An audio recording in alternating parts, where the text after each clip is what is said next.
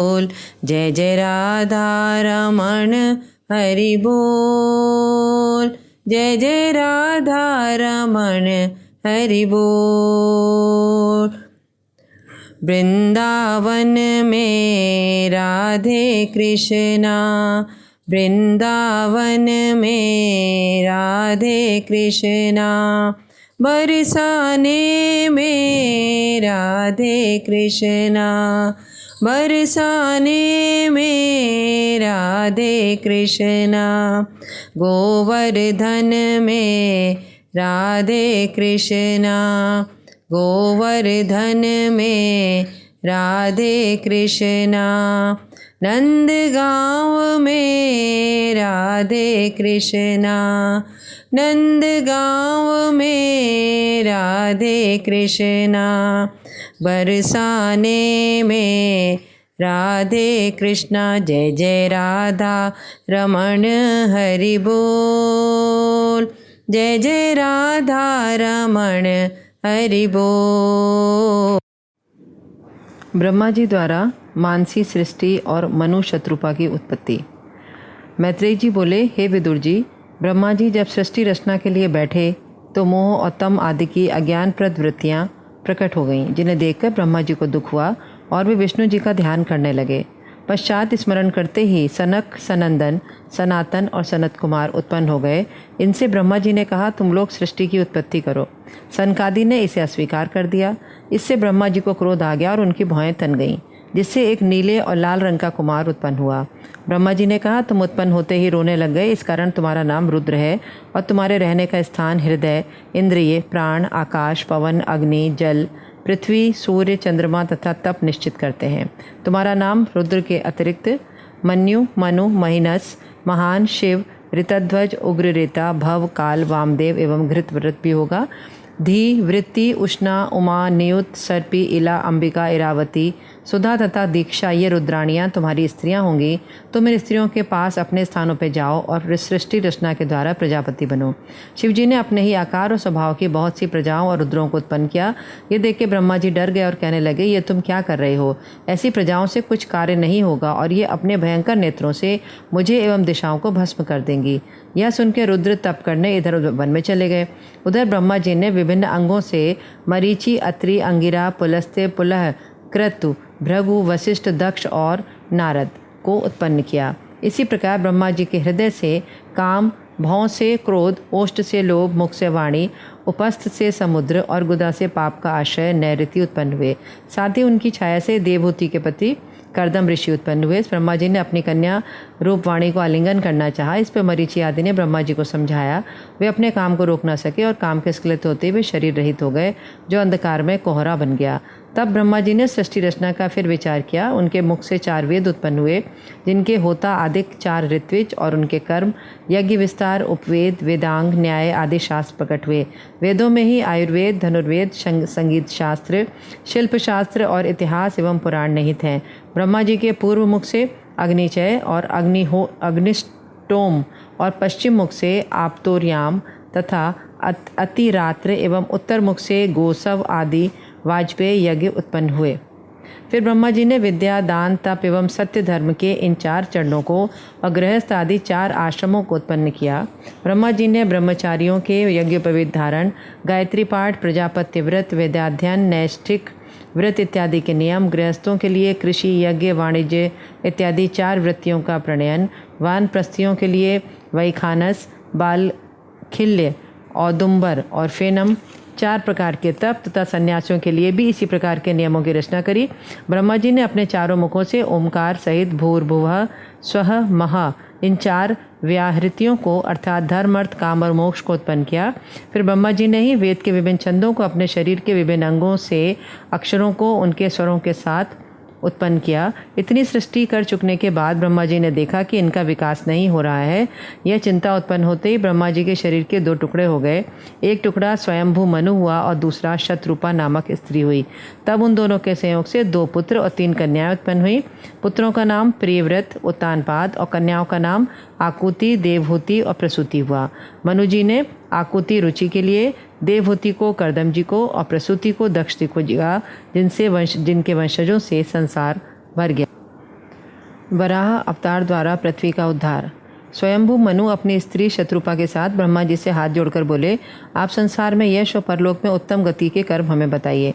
ब्रह्मा जी ने कहा, तुम अपनी स्त्री के साथ धर्मपूर्वक रह के पृथ्वी का पालन और यज्ञों द्वारा ईश्वर का पूजन करते हुए सुंदर संतान उत्पन्न करो। मैं तुम्हें इस सारी पृथ्वी का राजा बनाता हूँ। मनु जी ने कहा, आपकी आज्ञा तो शिरोधार्य है, किंतु प्रजा को रहने के लिए स्थान कहाँ है? सारी पृथ्वी तो जल में डूबी हुई है। ये सुनकर ब्रह्मा जी मन ही मन सोचने लगे, जिस नारायण ने मुझे उत्पन्न किया है वही मेरा कल्याण भी करेंगे। ब्रह्मा जी का इस प्रकार का ध्यान करना था कि नाक से अंगुष्ठ प्रमाण का एक वराह का बच्चा निकल पड़ा, जो देखते ही देखते हाथी के बराबर बड़ा हो गया।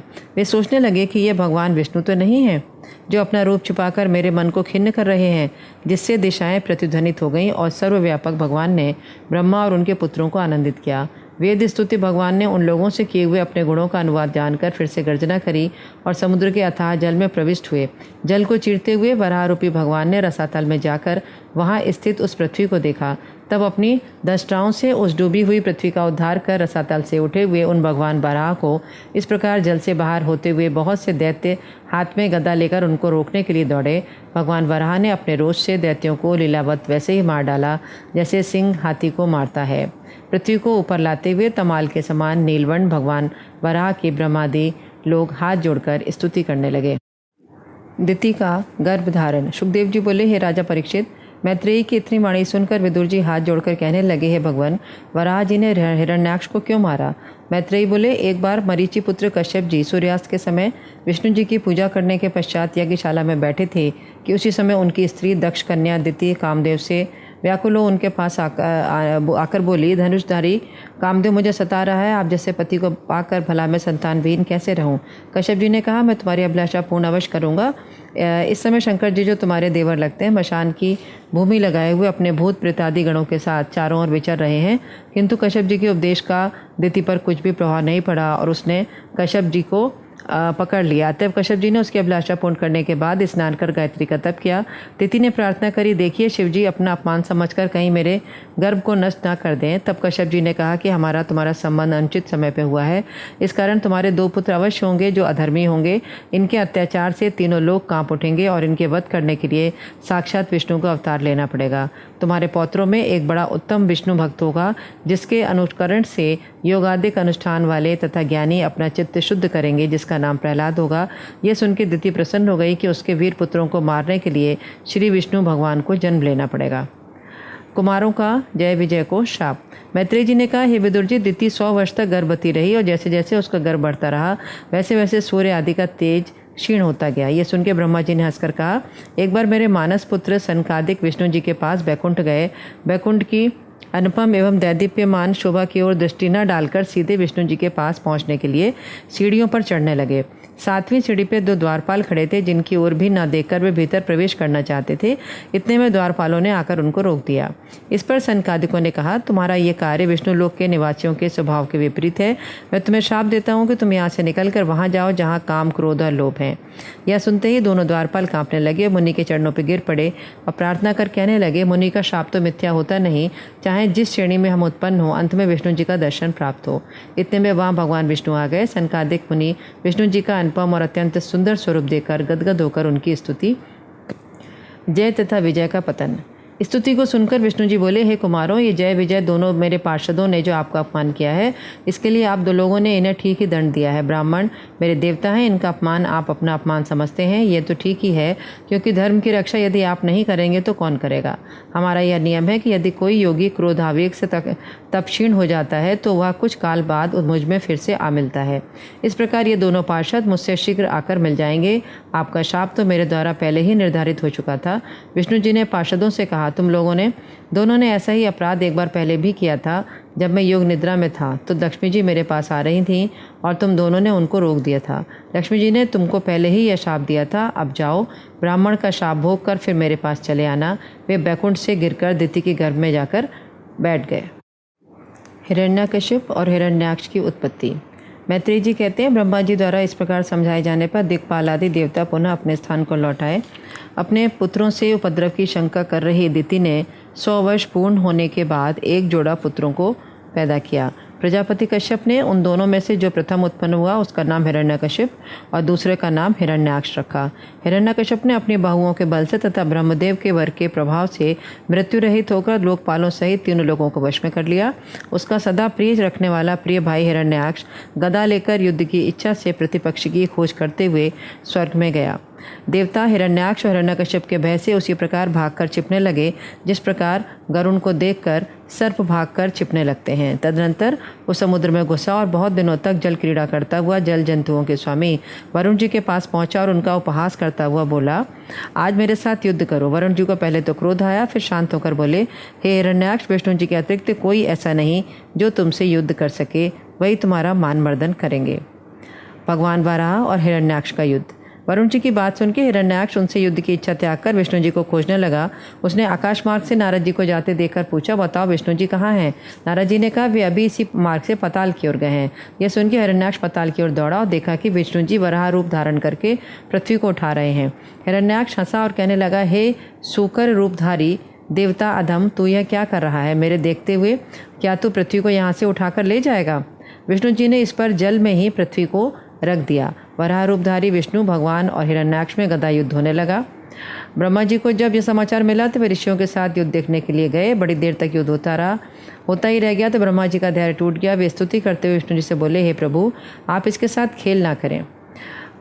जब यह दारुण दैत्य अपना आसुरी समय पाकर बढ़ता नहीं, तब तक इस भयंकर पापी को अपनी माया का आश्रय लेकर मार डालिए। वराह जी ने उछलकर उस निर्भय घूमते हुए शत्रु की दाढ़ी में अपनी गदा से प्रहार किया।